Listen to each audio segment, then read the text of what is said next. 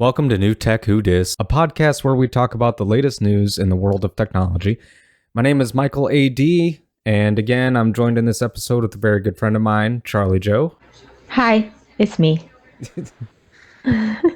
So in this episode, we're going to go in more of a deep dive into certain topics. I had Charlie pick the topic for today's episode. Yeah. So, everyone, I mean, maybe not everyone, but a lot of people have been seeing, like AI painting apps where, you just type in a prompt and something really cool comes up or, really different or interesting. And, I'll admit I played around with one a little bit and, it is pretty cool. I mean, you have to watch like a whole minute of advertisement with the app that I specifically, got. But well, just wanted to see what the hype was about, and yeah, I'll admit it's pretty cool. I think it would be really useful for like artists to get an idea, at least like get a start. Yeah. Yeah. But anyways, oh, sorry, but what were you gonna? Well, no, it's just you mentioned an app where people can put like I'm guessing they can like type whatever, and then the AI will try to image what you typed. Is that what it was? Yeah, pretty much. So like, for example, one of my first searches, and I ended up actually really liking the picture. It was actually kind of cool. I searched something like octopus cloud or something. I just was like, I don't know, I'm gonna put something super random out there. So I put octopus cloud or cloud octopus or something. And it came up where, and I'll be able to show this to you. I can like send this picture to you. Okay. But it's like the top of the octopus, you kind of like think of the whole octopus and its head on the top and stuff. The head is like a cloud, and then the octopus tentacles are kind of like coming out of the cloud. And I don't know, the way it's shaded and everything, it just looks really, really cool. And yeah, so big hype, really cool thing. Yeah. However, I understand that some people, like to read the fine print and say like, hey, I can do this and it's not against the rules. So this guy, I guess he's from Colorado. His name is Jason M. Allen. There's a lot of articles about it. But he basically took, I don't know if Midjourney is an app or like a system or, like a website or something. Like a program. Yeah. Right. A program or something. I'm not sure what type of, deal, that all is. But apparently he used this thing, Midjourney, and he wouldn't say what he typed, to prompt such an image, but he ended up winning like a first place, and he only did like a few tweaks. He said that he like Midjourney rendered the lady in the middle headless, so he like added her head and like made her like nice blonde or brown, long brown wavy hair and stuff. So he added that stuff in and he like adjusted the colors and stuff, but a lot of it he didn't do. Okay. So a lot of people were really PO'd about that. Interesting. But then upon later inspection, and I actually found, I don't know how credible CNN is, but I guess he did an interview with them and he was talking about how he actually put in like, what was it? 90 plus hours, 900 iterations of what led to his final 3 images.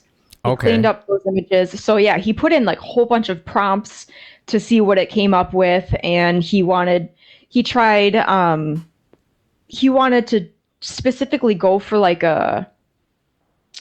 like a Renaissance Okay. steampunk Yeah. space kind of deal. And Okay. so he kept like putting in different prompts and kind of doing, I guess, if you will, the math of it, and was like, Mm. okay, so this prompt will give me more of this. This prompt will give me more of this. So he just kept narrowing it down and everything for hours and hours. Mm. And he finally found this one, and then he tweaked it, and then it won. So See, so I guess as things progress in general, society being accepting of more and more things, I think that this is just something that's, and it's not like it's the first, like you mentioned before, it's not like it's the first time somebody has used this. I think the only reason why people are upset is because it's used in a competition and nobody else thought about it, right. like because I mean, even with NFTs, people making thousands, sometimes millions of dollars, and a lot of the NFTs were AI generated. Yeah. So I mean, money was involved there, and it was controversial, and it was, people talked about it when it first came out, but then after a while people were just like, I don't know, gobble. They're more of the community accepted it as just part of the whole NFT topic in general to use AI. So I guess when it comes to art, I mean, the tools are changing. That's how I'm seeing it. Is that it's not just a paintbrush, or it's not just a mouse click or whatever. It's right. And to fine tuning your craft, because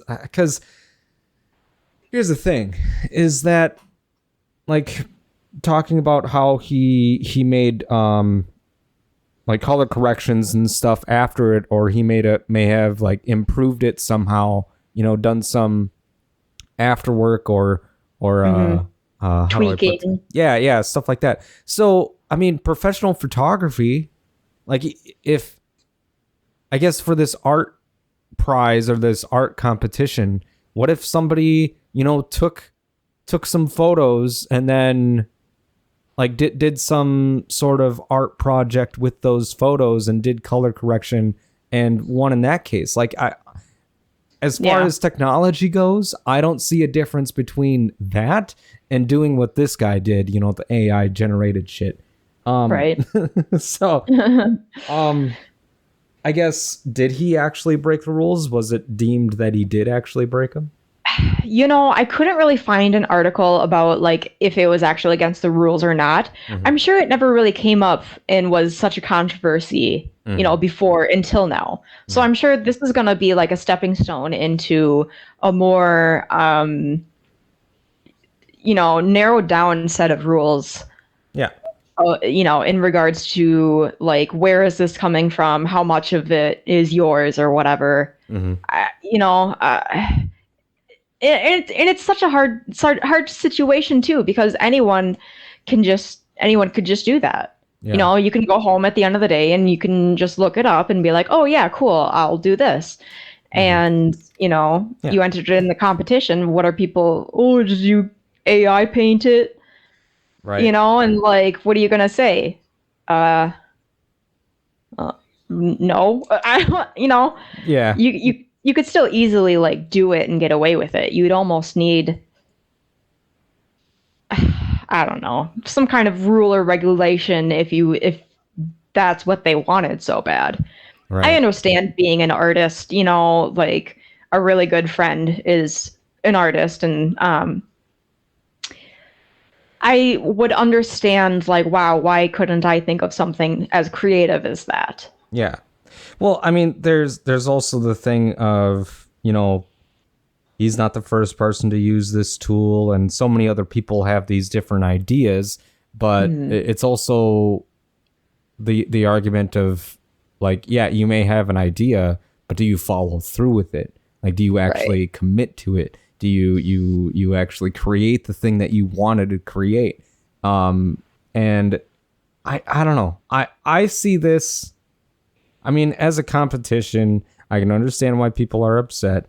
I can understand, the confusion on rules not necessarily being made to accommodate for things such as AI generated, programs and stuff like that. Because I mean, if anybody watches Corridor Crew or the Corridor channel, they've had quite a few different AI generated art competitions. Like, it was all in good fun, but some of the stuff that you can come up with depending on what program you use, what website you use, I mean, some of the stuff can be pretty really cool, but some of it is just kind of like what the hell, because there was a website, and I don't remember the name of it, but you could give it a photo, and then you could pick a photo from the website, and it'll try to like mash those two together.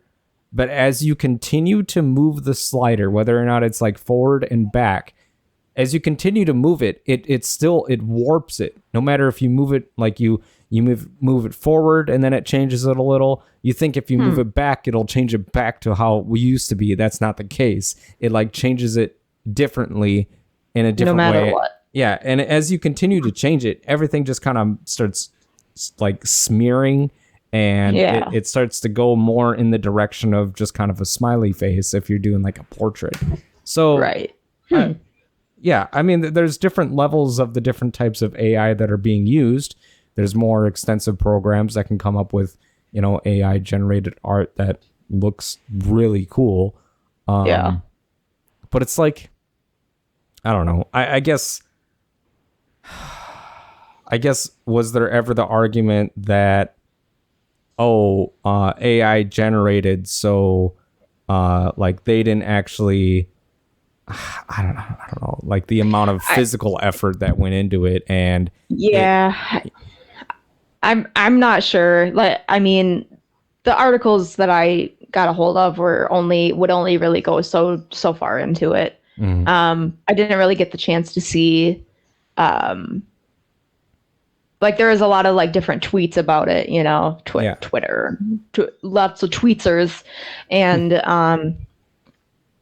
but yeah, a lot of people were just kind of along the lines of like, just don't do that. That kind of sucks. I don't know. Yeah. I can understand it would seem like a low blow, but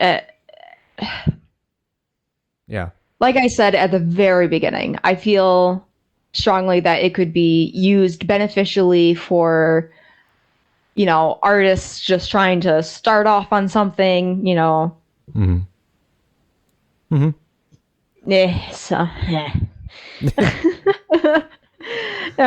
know. It's one of those fine lines. You don't know, well, really, like, what's going to be right.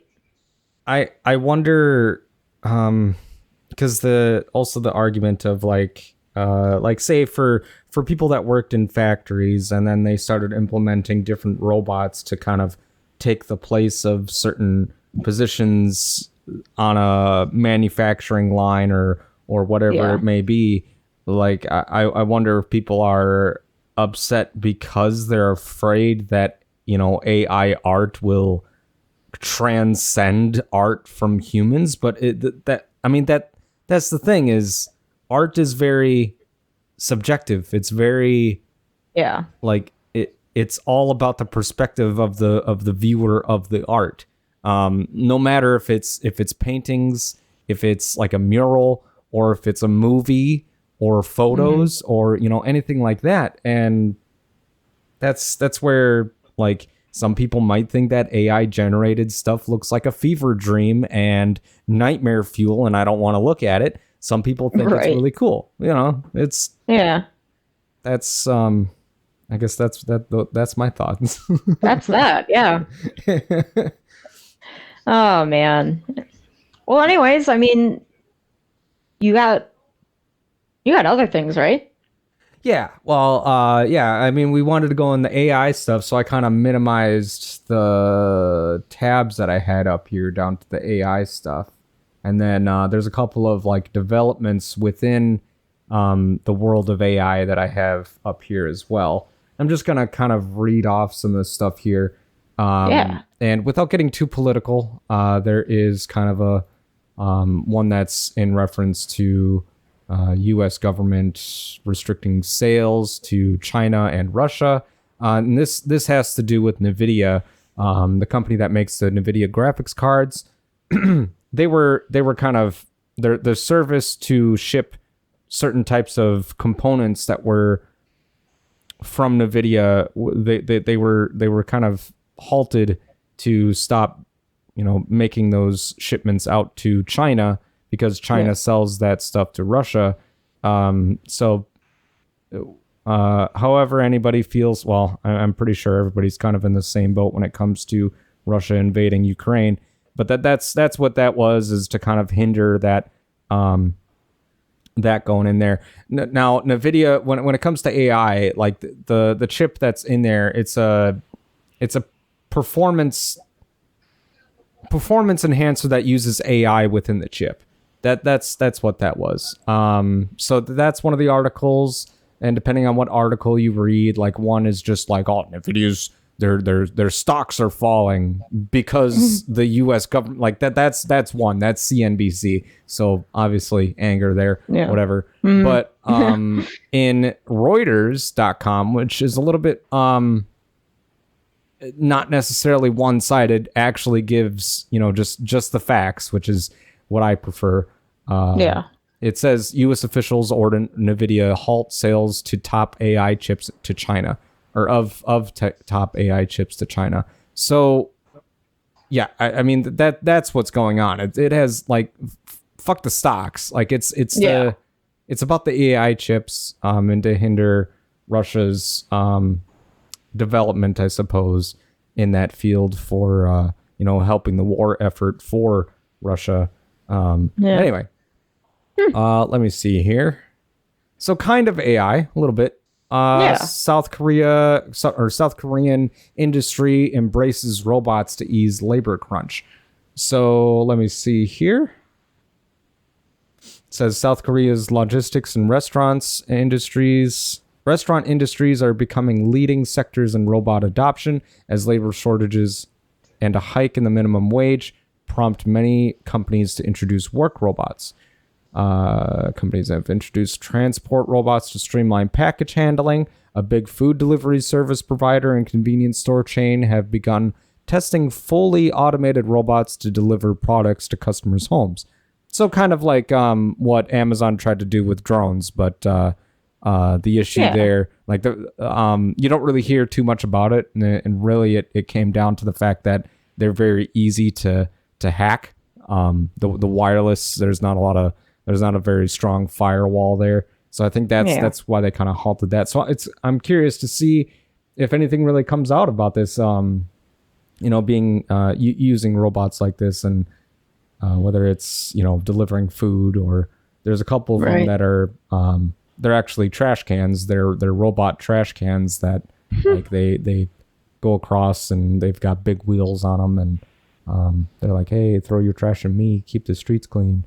Wow, that's kind of cool. Yeah. So another AI thing here. French tax authorities used Google AI to snuff out more than 20,000 undeclared swimming pools. Yeah. So for those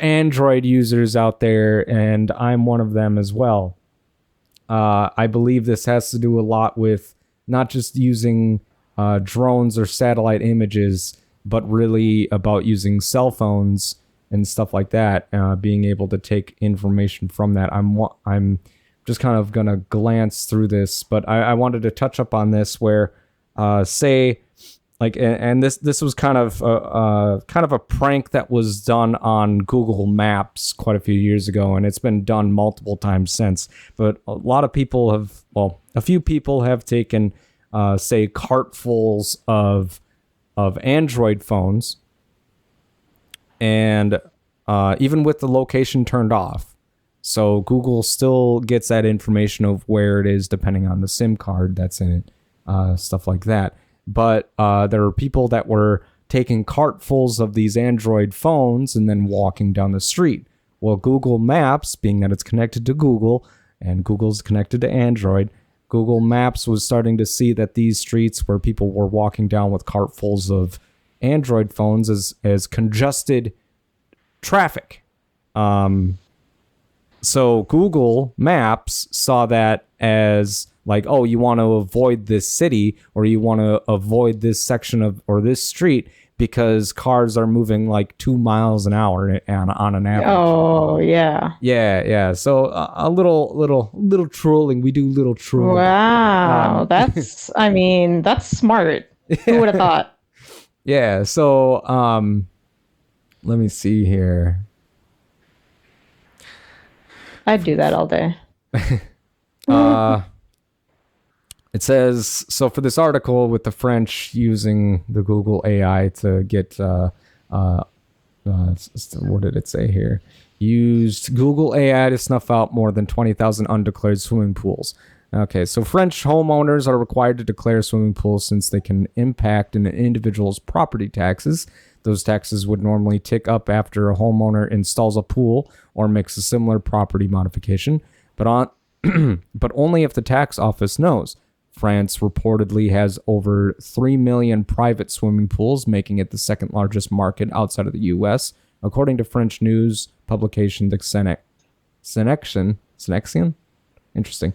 Pool construction in the country jumped up 30% in 2021. Interesting. Interesting. Okay. I can kind of see that. I mean, people are like, yeah. Oh, I can't travel. I can't spend my money on, going to a different country. I can't leave my house. So why don't I just bring the vacation to my house? That's interesting. That's okay. Oh, go ahead. Yeah. Can I bring some Hawaii up here? Hi, I'd like a box of Hawaii, please. Yes. Yeah, straight to my address, please. Thank you. Thanks. Dang it. Yeah. Let me see here. I mean, yeah, that's pretty much it for the France using Google AI. So I guess let me see how how they used it though. Seems especially true in France. Tax authorities have begun deploying artificial intelligence to snuff out thousands. Country could soon expand to its all-seeing pool AI to detect all sorts of undeclared home additions. I mean, it doesn't go into detail, and I'm wondering if Google kind of stopped this article from at that, telling too much. So I think it has to do with the Android phones. I mean, I think it would be too it would be too much of a time waster to like drones out to everyone's house, you know? Yeah, so yeah. I think that's what it is. There's kind of an aerial. There is an aerial shot. I don't know if it's made by a plane or a drone. It's pretty high up, but in the article, it seems like everyone has a pool. And almost every yard has a pool. But I mean, this also looks like uptown suburban something. Suburban France. Yeah. Now, while this podcast isn't sponsored yet, I do want to shout out a service I fully support, Streambeats. If you are a content creator and are looking for music to use without getting a copyright strike or break the bank, Streambeats is exactly what you need. Hundreds of amazing tracks like the one you're hearing right now, with more on the way, and completely free. Check out Streambeats at streambeats.com or wherever you listen to your music. Yeah. Wow. Okay. So kind of going back to not Facebook. Holy shit. Going back start over. the AI generated art won a prize. Kind of going back to that topic and how I mentioned how AI was used with NFTs. So that's kind of where my segue was going on there. It's a terrible segue. But the article here, it says Facebook now supports NFTs.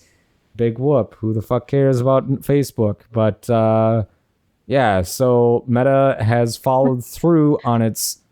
It's okay. So it says Meta has followed through on its threat, and then threat is crossed out. Promise to bring NFTs or NFT support to Facebook.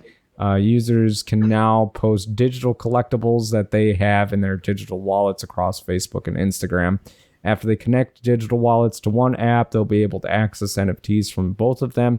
The company is making the move a few weeks after it expanded access to Instagram's NFT functions in dozens more countries. It started testing NFTs on Facebook earlier this summer. Meta is moving deeper into NFT territory, even though the market for the digital tokens has nosedived in recent months. There are indications that Meta is working on a marketplace where people can buy and sell NFTs, but whether people will actually use it remains to be seen. Holy fuck. That is terrible. I mean, so I talked about this with Charlie earlier a couple days ago, where I am wanting to. I've already deactivated my Facebook account. I only use Messenger, and it's only personal messages, anything like that.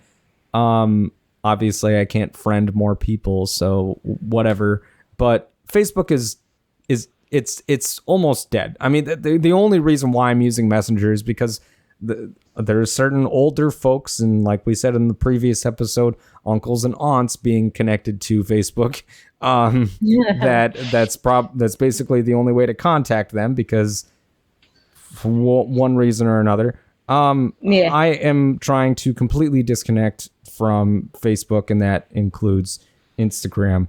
I have found a better it doesn't have an algorithm. It's free to use, and I'm trying to think of some other good things about it. It's really cool. It's basically Instagram, but mainly especially for photographers, which is what Instagram started off as. But it doesn't have ads. But it doesn't have ads. Right. It doesn't have ads in the sense of, like, Disney can't go there and just start promoting, shows or anything like that. There are people that have posted products, but you kind of have to look for it. It doesn't just pop up. Right. Like if you go into the search area, things will pop up.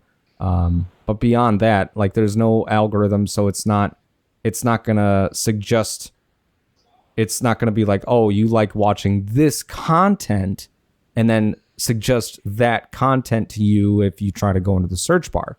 What it does is, or into this Discover. But what it does is it's specifically designed for social, as in personal social, as in you follow one person, the only things that it's going to suggest are the people that follow that person that you followed, kind of thing. Yeah. It's a very cool concept that I actually downloaded the app, and for real. And I started scrolling through, and I really like it all. I can't think of a downside thus far. Because you stressed about the the ads, and I noticed that like right away. Yeah. There's nothing like being directed toward me to, I'm not wasting my time on that. But yeah, I mean, I think this very well could be the new Instagram, like how Instagram was, like you said, for photography mainly, and then kind of branched out, and now it's a full-blown social media. Yeah, I see that you just sent me a friend request. Yeah, I did. Yep. How do I accept it? Oh shit! I'm very new to this shit. I'm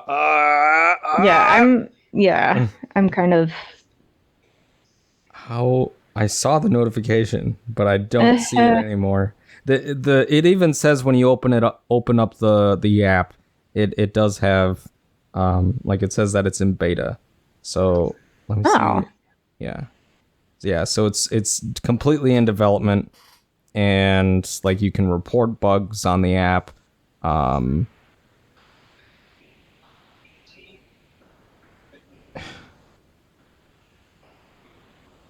I'll have to like look you up later. Yeah, no, I gotcha.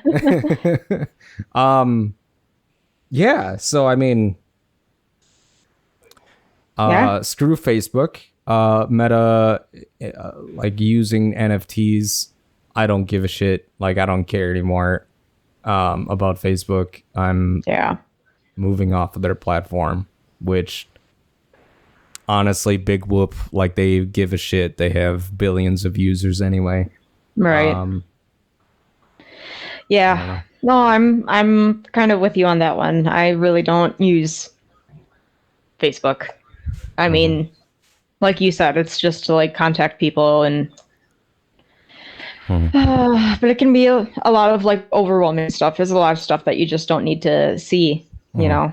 Yeah. Whether it be ads or people that you added back in middle school or you know, just stuff that doesn't pertain to you anymore, and I'm just kind of getting over that. Yeah. So yeah. So like one of the things I wanted to touch on with Instagram as well is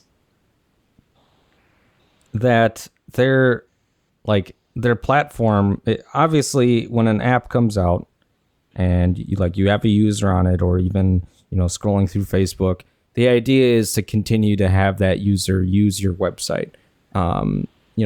So comparing Instagram, Facebook with all the ads and all the the different articles that pop up because it gained popularity or whatever. Same. So touching on TikTok. tactic. Oh my God. So I thought that like there are there are videos that are made on TikTok for children specifically because it is a very fast paced, like I thought it was ironic. Like I thought these videos were made ironically. Like it is a very fast paced, like just like one clip a second type of thing. Yeah. Changing to the next joke, and all in one video.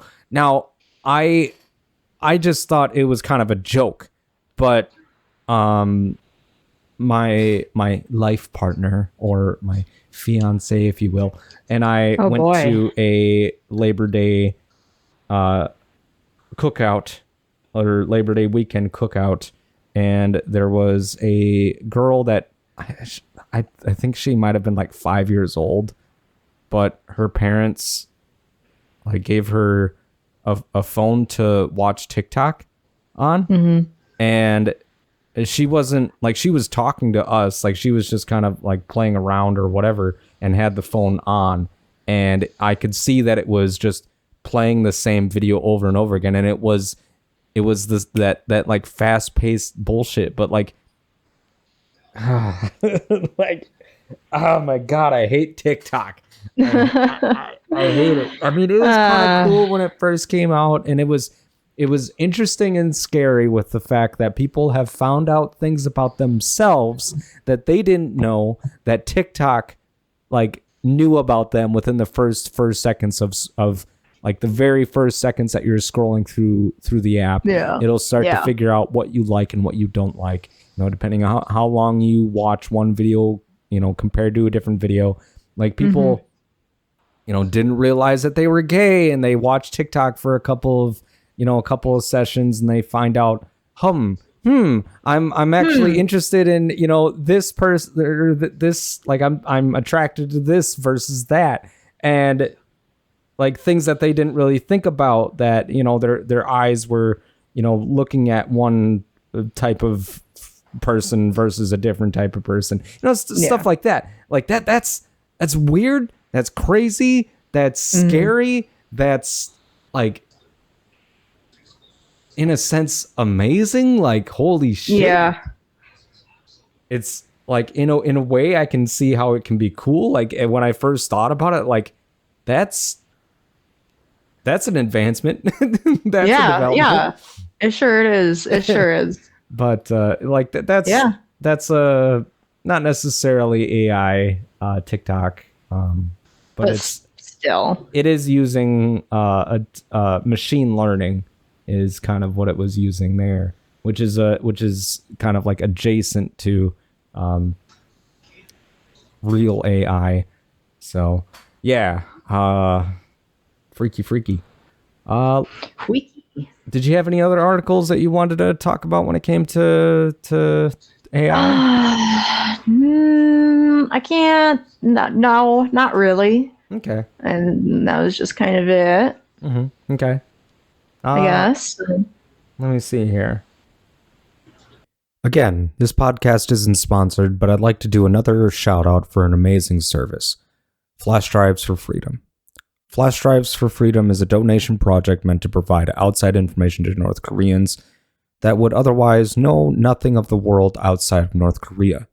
Without getting into the gritty and violent nature of life in North Korea, I will tell you that the population of that country is actively being brainwashed and has been for decades to believe that the life they have in North Korea is the best in the world.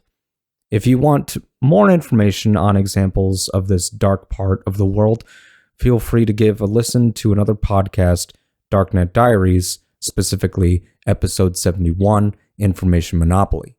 If you want to support the cause and open the eyes of the North Korean people, visit flashdrivesforfreedom.org. That's flashdrivesforfreedom, all spelled out, .org. So I'm looking at phys.org. That's phys.org. And then if you use the search and you just kind of search artificial intelligence or anything like that, it'll show like the recent developments. And I mean, like I'm looking at articles that, like, one of them was 7 hours ago. One of them was September 3rd, September 1st, and there were multiple for September 1st alone. A lot of it recently, when it comes to AI, has been about fighting climate change or helping agriculture and using artificial intelligence to monitor agriculture. That's kind of what I'm seeing here. So that's good news. I think that's good news. Yeah. I like that. Yeah. We love good news around here. Unraveling the mysteries of the night sky with AI. Oh, that's interesting. Let me see here.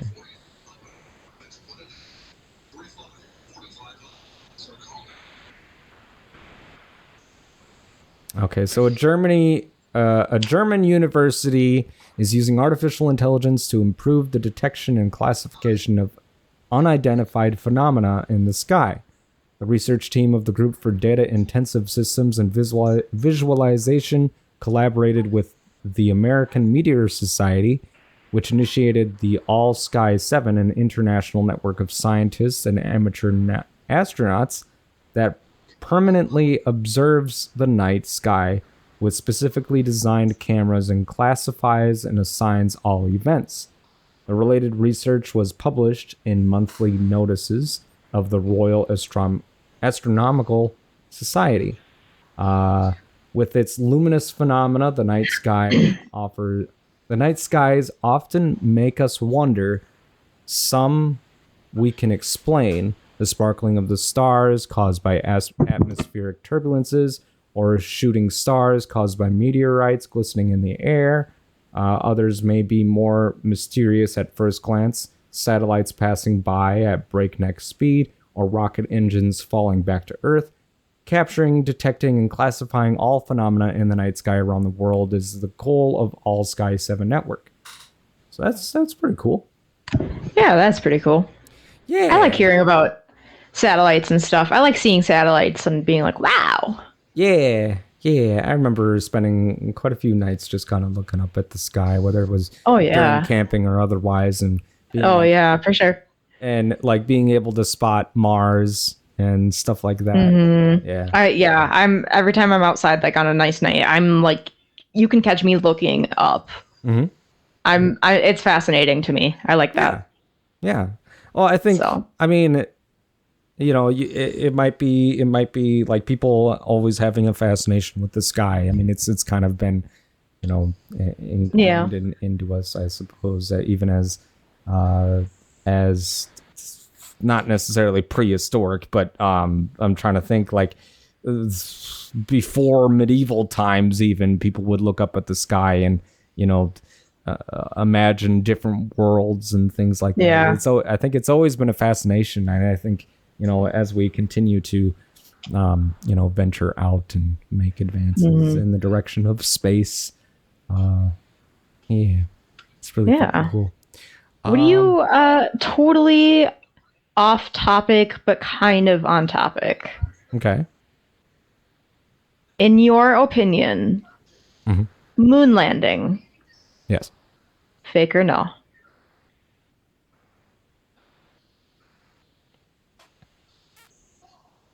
I can see why people would think it was fake. I mean, you watch enough documentaries on the conspiracy or like one perspective or the other, and I can see why people would think one, being a Hollywood production.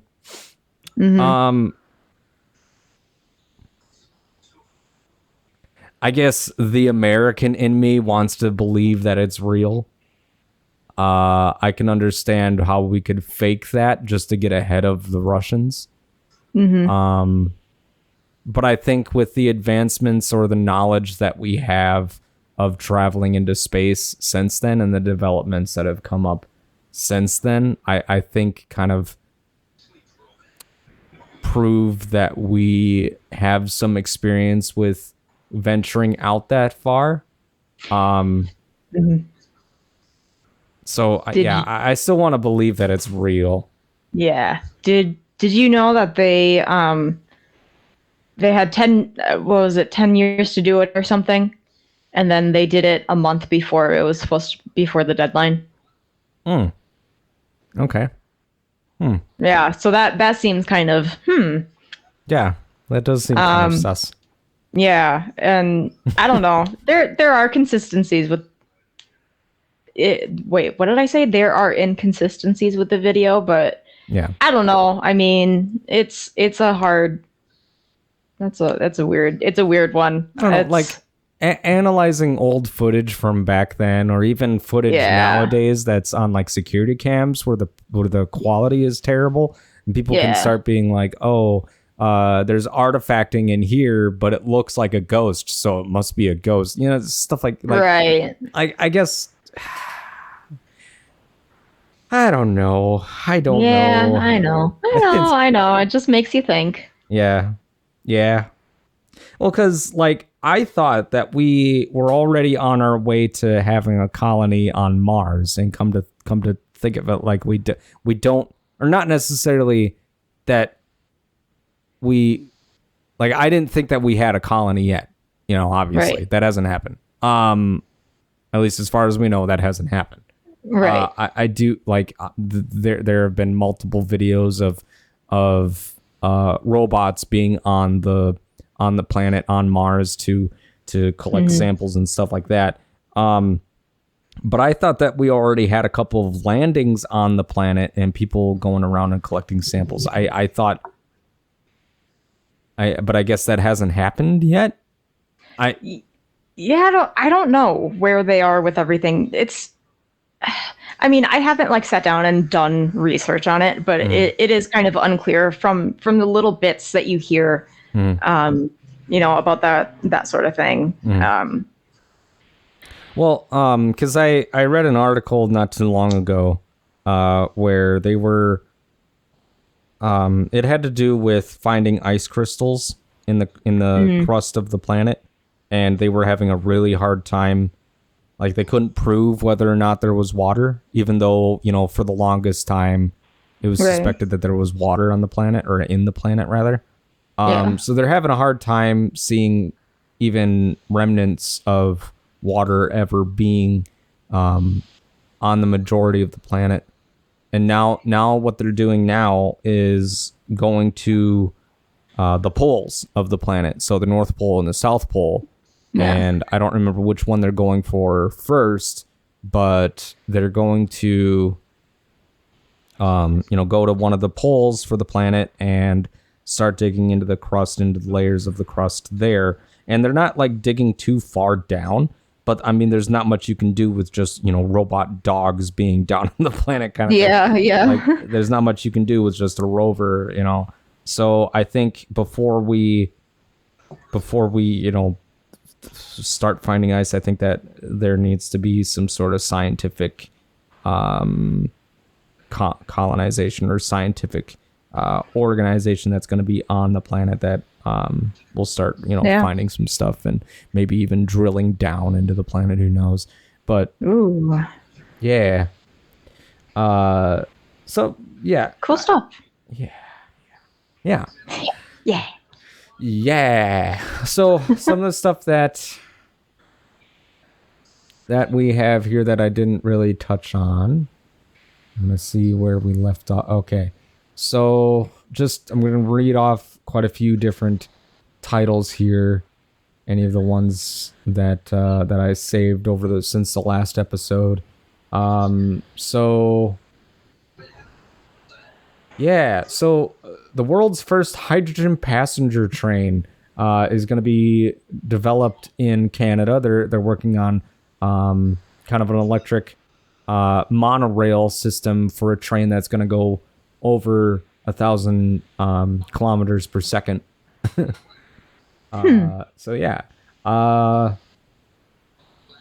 What new tech is revealing about squishy prehistoric cephalopods? So there's been a development with looking at prehistoric beings like cephalopods and how that's going, I suppose. I didn't actually read into that one too much. Discord integration allegedly imminent for PS5. So far, all that says so far is that you're going to be able to like connect your PlayStation account to Discord and like kind of have Discord know what you're playing kind of thing. Which that's getting pretty close to finally being able to use Discord as a game, as a chat feature within PlayStation 5. That's the goal that any of us are waiting for. Waveline magnet by Swell converts wave power into electricity. So these big mats that are put on top of big bodies of water converts wave power into electricity. Honda LG set to build $4.4 billion EV battery plant in the US. So that's pretty cool. Let me see here. Oh yeah, a guy in Michigan decided to create his own ISP after finding out that he was it was just charged too much to buy an ISP. So he decided to make yours, which from what I see in the comments for the subreddit of Tech World or Tech News, that it's fairly easy if you have the equipment to make your own ISP. It's just a matter of kind of like spreading that out, getting in touch with the radio towers and stuff like that to set up your connection there. Let's see. Google airbrushes out emissions from flying, BBC reveals. Emissions, so gas emissions from flying. I guess they're looking into more technology that's more electric based, I suppose. U.S. government to make all research it funds open access to on publication. Interesting. I can't click on it. Give me a second. Some of these things, like it just pops up on my, like I get pinged on it on my phone and I'm like, okay, click, and then I save it without actually reading. What was that? Google. Yeah. No. Not the Google one. The airbrush. No, not the airbrush. God damn it.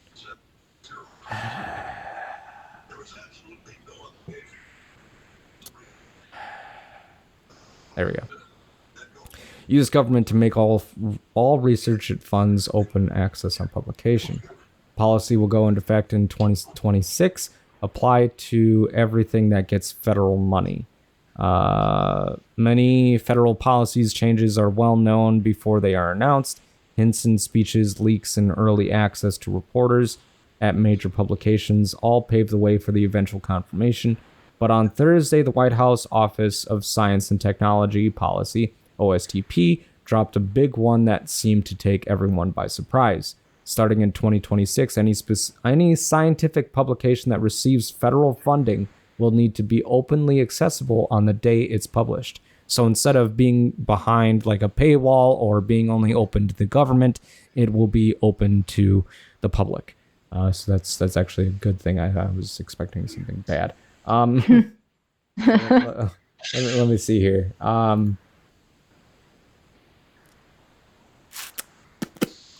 The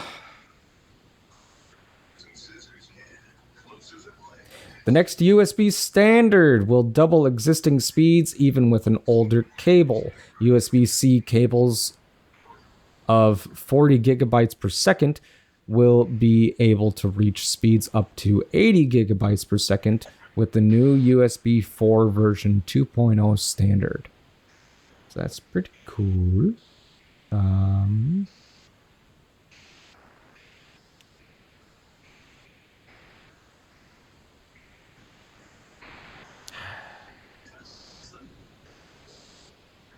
Electric trucks are too heavy in the Inflation Reduction Act.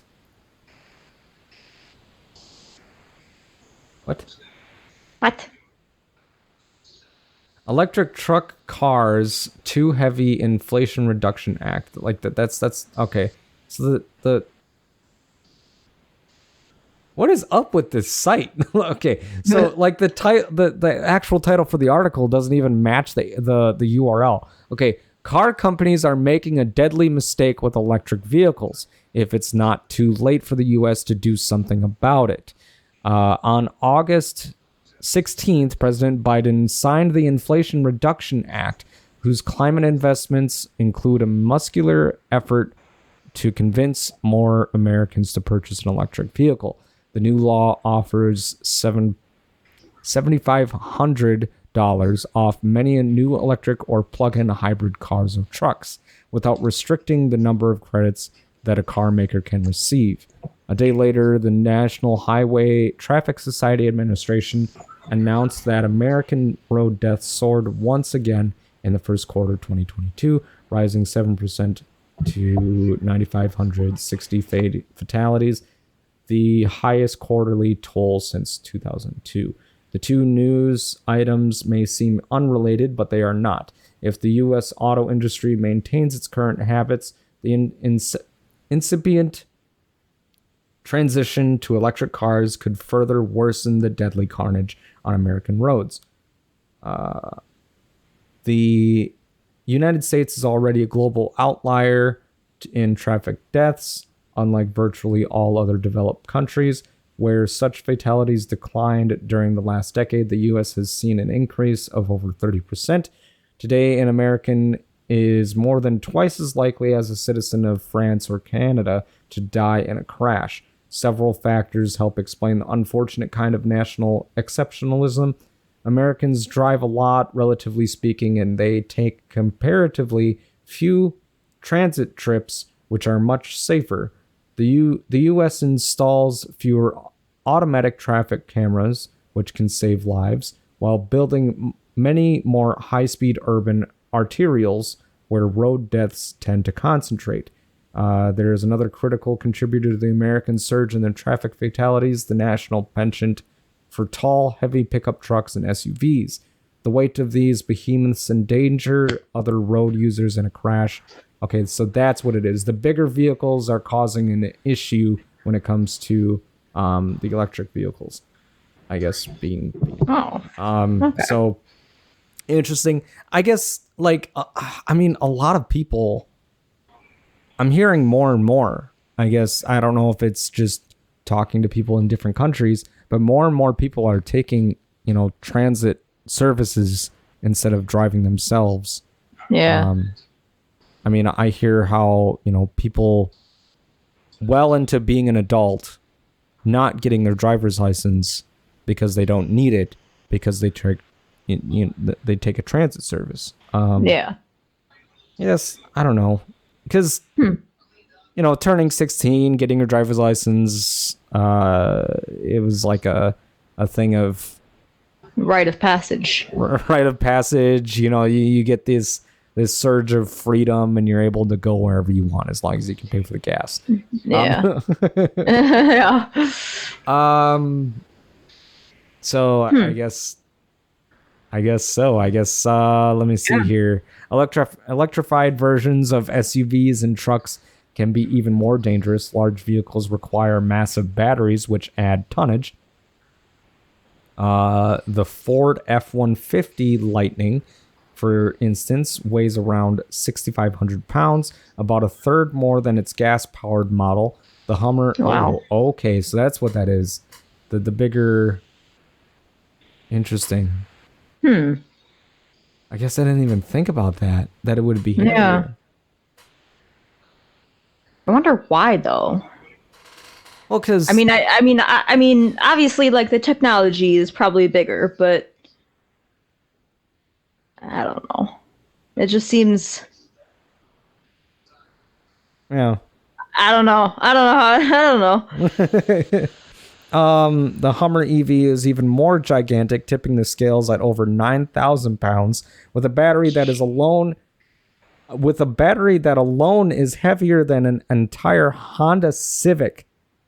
This Holy additional crap. weight creates more force during a crash, increasing the danger to pedestrians, cyclists, and occupants of smaller cars.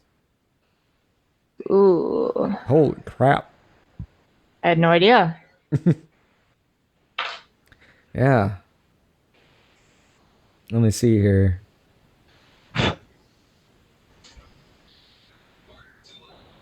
Yeah. You mentioned that you go through T-Mobile for your... Yeah. Okay, so I did actually come across a title, or across an article that's on Tom's Hardware. T-Mobile misleads home internet customers, employees say. The only thing is when I came across this...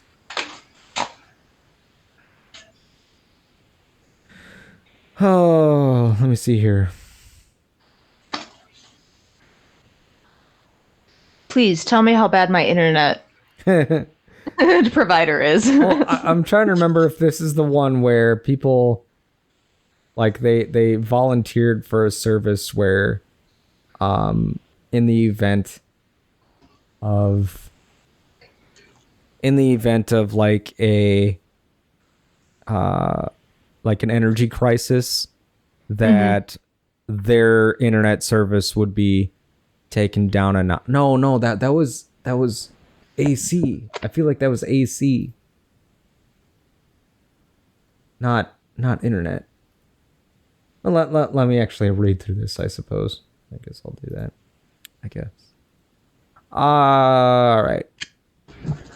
After we published a story about T-Mobile home internet service dying with customer service unable to fix the problem, I got a lot of messages from readers with similar experiences. 3 T-Mobile employees, 2 former and 1 current, who handled home internet support calls also reached out, claiming... I remember this now. Claiming that the company uses canned excuses like, we're upgrading the tower in order to get customers off the phone and pad their stats.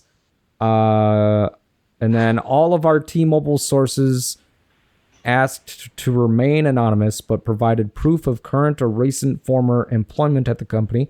In one former employee's most recent position, he worked in engineering, which he said is the last level of escalation for problems with the home internet service. There, he claims he was frequently unable to solve customer problems, but was encouraged to use an "it's the tower" explanation so he could keep calls to under 10 minutes.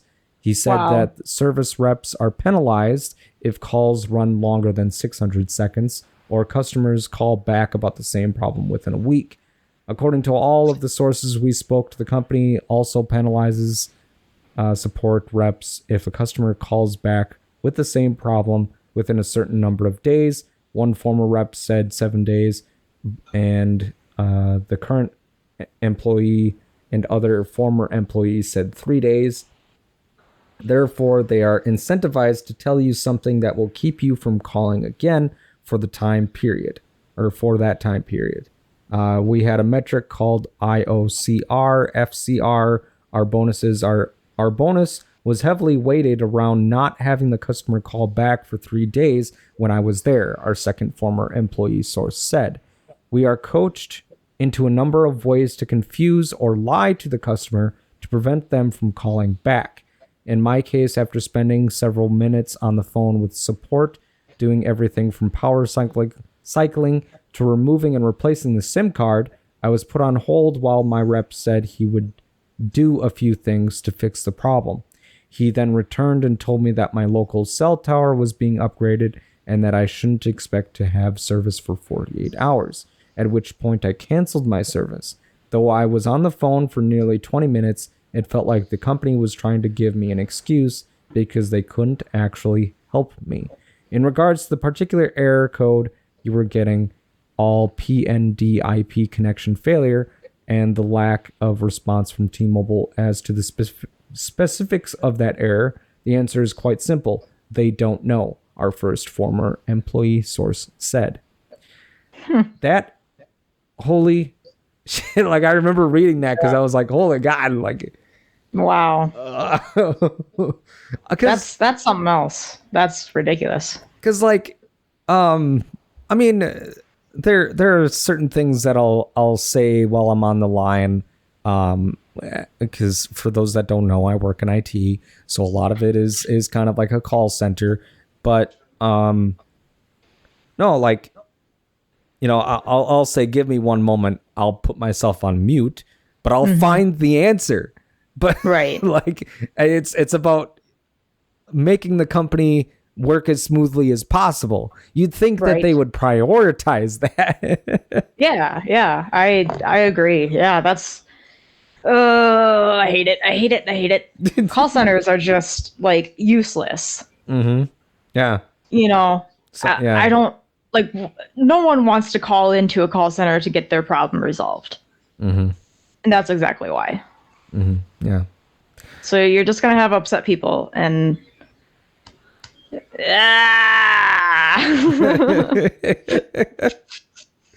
I mean,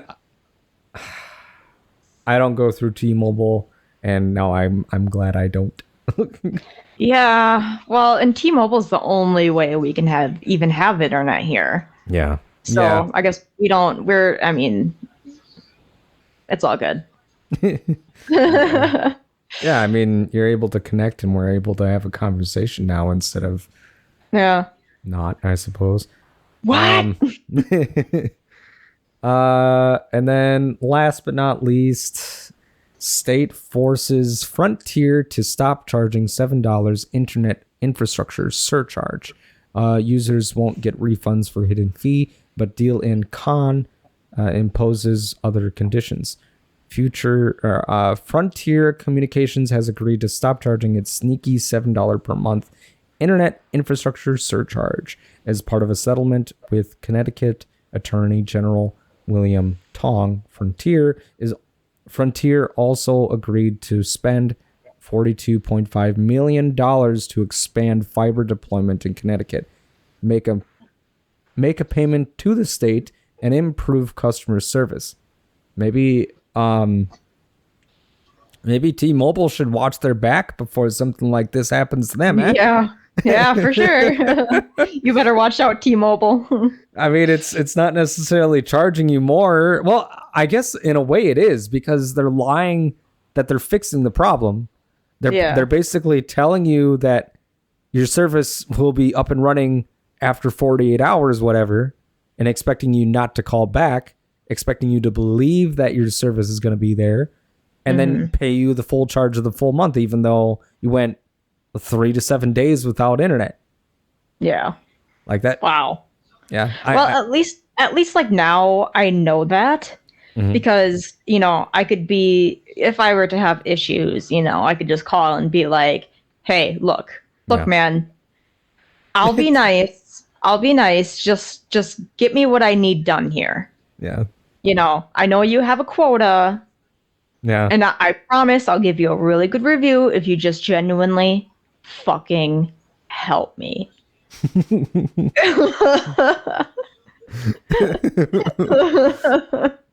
Like, I mean, because as a caller or as a customer to that service, nobody wants to get on the phone with tech support.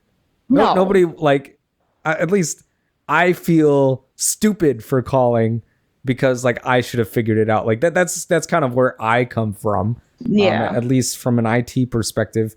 But like I mean, some people, they just, like, they don't want to call because I don't know.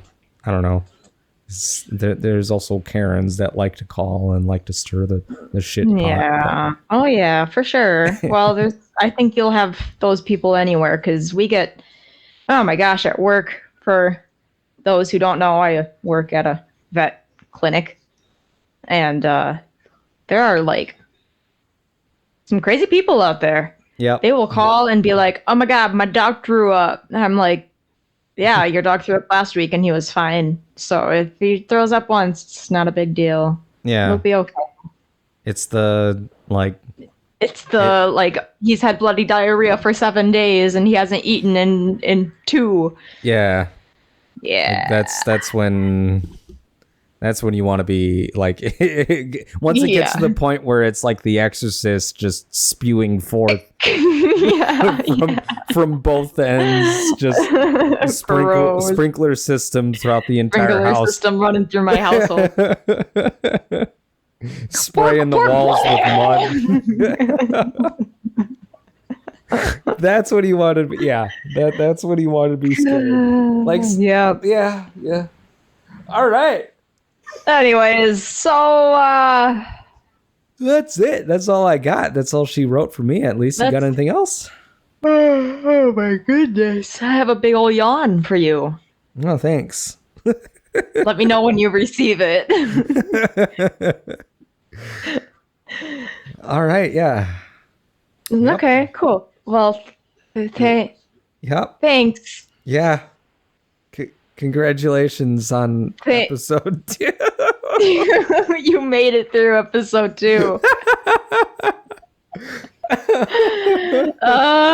Who knows? Maybe they'll even be into episode number 3. Shoot. Okay, I have stuff to do, so... Okay, yep. Everyone go home, be safe, drink some water. I've stopped the recording.